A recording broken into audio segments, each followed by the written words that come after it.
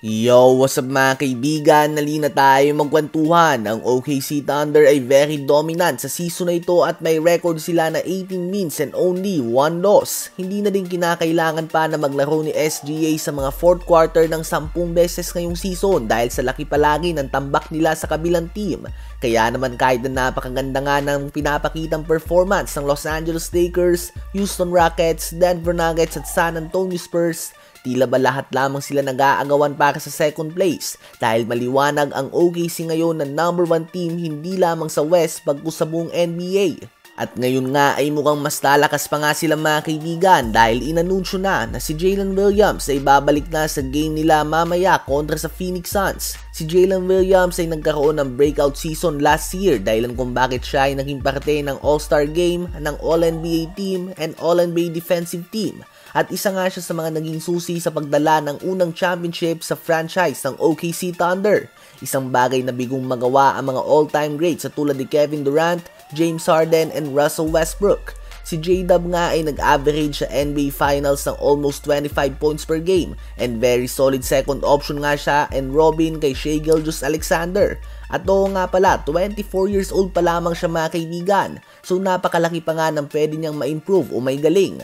Ang injury na ito ni J-Dub ay naging blessing in disguise nga para sa OKC dahil na-miss na ni J-Dub ang first 19 games ay hindi na nga siya pwedeng maging parte ng season awards ngayong taon tulad ng All-NBA teams or any individual awards dahil hindi na siya aabot sa 65 games na minimum. At ang ibig sabihin nito ay hindi na din siya in running for a $287 million max contract extension bagkus babagsak na ito sa $239 million. So napakalaking pera pa din nga yan mga kaibigan. Subalit almost 50 million nga ang nawala kay J-Dub dahil sa certain rules sa mga contract sa NBA.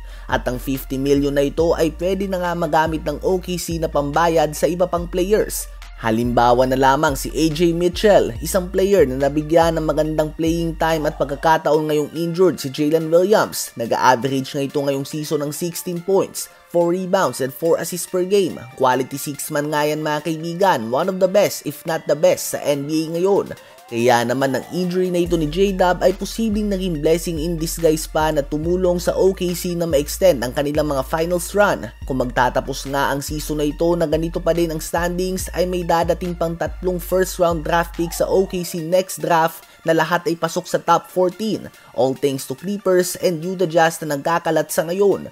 Ang lakas na nga ng OKC mga kaibigan kahit na hindi pa nila nagagamit ng kahit isang beses man lang ang tulad ni Nikola Topic sa isang top pick din. At ngayon ay makakabalik na si Jalen Williams sa lineup. Kaya naman madaming ang naniniwala na kung magiging healthy lamang sila sa remainder ng season na ito ay sila nga ang team na makakabasag sa 73 wins and 9 losses record ng 2015-2016 Golden State Warriors.